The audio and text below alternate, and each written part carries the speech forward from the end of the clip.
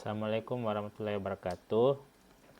Sekarang kita masuk ke SGL absces Bezold.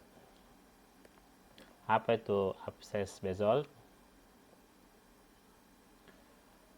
Sebelumnya semua isi materi di sini bisa dibaca kembali di tulisan Winters dan kawan-kawan, judulnya Bezold absces. Kalian bisa cari di Google kalau mau baca lebih lengkap. Ini adalah gambar pasiennya. Absces itu intinya adalah akumulasi nanah biasanya ya. Nah, di daerah sekitar telinga bisa terjadi di daerah atas, absesnya terkumpul di daerah belakang telinga, dan di daerah bawah.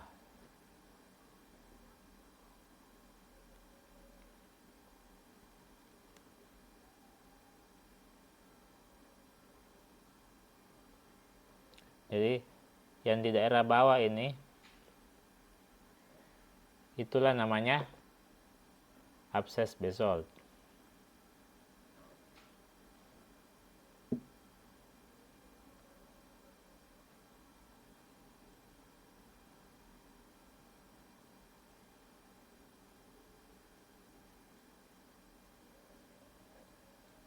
Jadi definisi dari absces Bezold itu sendiri adalah a rare deep neck abscess.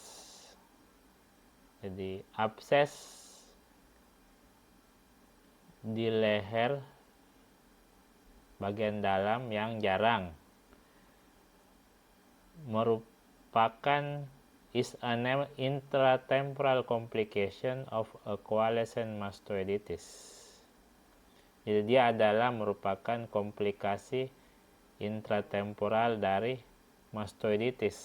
Biasanya terjadi setelah mastoiditis via direct extension into the perimastoid tissue. Jadi dia menyebar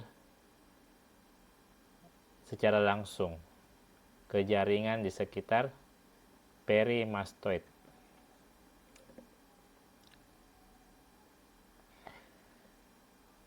Karena kita tahu absces itu adalah infeksi bakteri. Jadi biasanya itu setelah terjadi infeksi mastoiditis, komplikasinya itu absces Bezold. Jadi otomatis penyebabnya adalah bakteri. Bisa gram positif aerob seperti Streptococcus, Staphylococcus, dan Enterococcus. Bisa juga gram negatif.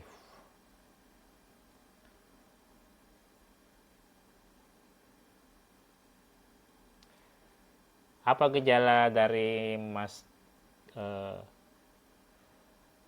absces Bezold ini? Yang pertama biasanya ini disertai dengan mastoiditis. Jadi mastoiditis itu infeksi di daerah mastoid. Kemudian nyeri di leher, bengkak pada leher samping seperti pada gambar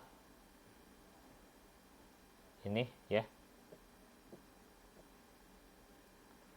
Kemudian post auricular tenderness.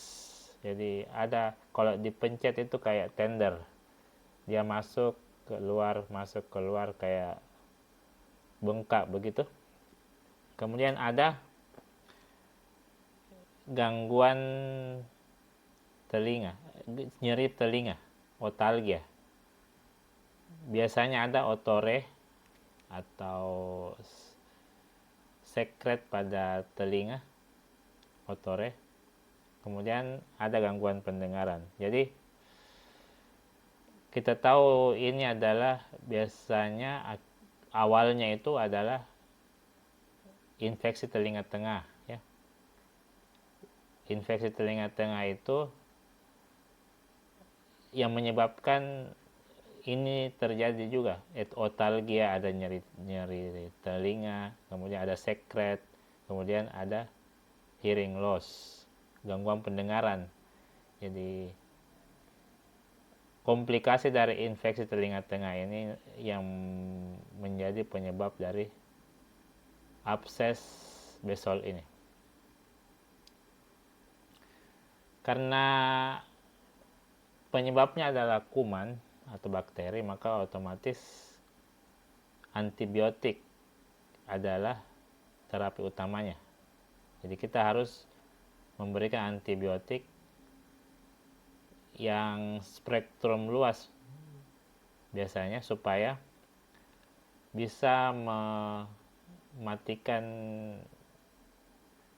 kuman-kuman atau penyebabnya ya. Kemudian kalau terlalu besar, terlalu nyeri, bisa kita melakukan insisi untuk mengeluarkan sebagian dari absesnya itu supaya mengurangi nyeri dari pasien. Kemudian kita sebaiknya melakukan rujukan setelah itu. Jadi walaupun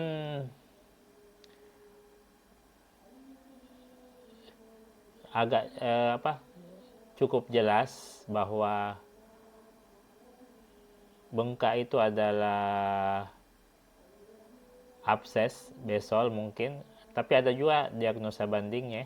Jadi ada beberapa diagnosa bandingnya, yaitu abses leher yang lain, abses kutaneus, limfadenopati supuratif, keganasan, parotitis supuratif, dan mastoiditis. Jadi itu semua bisa terjadi di sini. Tapi untuk membedakan dengan yang lain, biasanya dilihat dari letaknya, kemudian itu bersamaan dengan terjadinya mastoiditis. Saya rasa itu saja. Mudah-mudahan dimengerti ya. Oke, assalamualaikum warahmatullahi wabarakatuh.